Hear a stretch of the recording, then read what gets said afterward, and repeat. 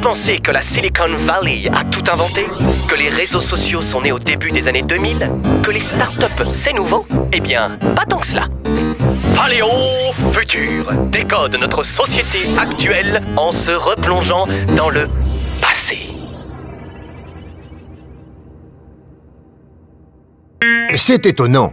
Les États-Unis sont quasiment en situation de plein emploi et pourtant on n'a jamais autant parlé de disparition du travail.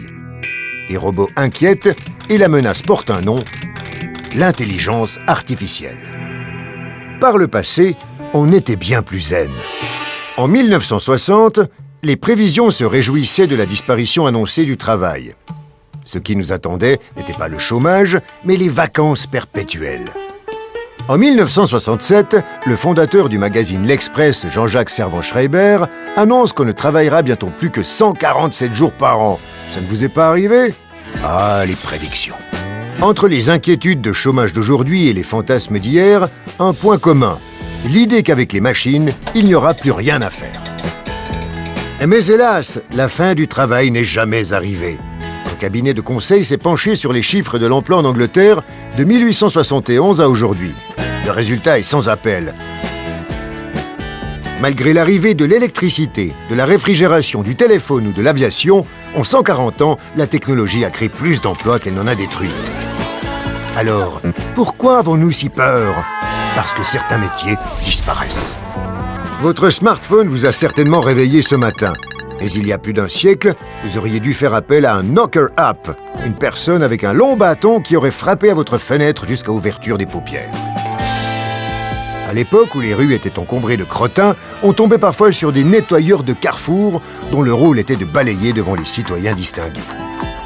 Les traitements de texte ont eu la peau des compositeurs d'imprimerie, ces artisans chargés depuis Gutenberg d'aligner les lettres dans les imprimeries. À l'aune de chaque révolution technologique, on peut facilement se représenter les métiers qui pourraient disparaître. Mais on n'arrive pas à se représenter les métiers qui n'existent pas encore, d'où la peur. Dans les années 1940, AT&T employait 350 000 opérateurs de téléphonie aux États-Unis. La plupart étaient alors mis au chômage par les nouveaux centraux automatiques. Et personne n'imaginait qu'avec la démocratisation du téléphone, d'autres types de métiers allaient se développer. Télémarketing, téléachat, Kim Kardashian, télémédecine, téléphone rose ou spécialistes de la désintoxication d'ados incapables de se passer de leur téléphone.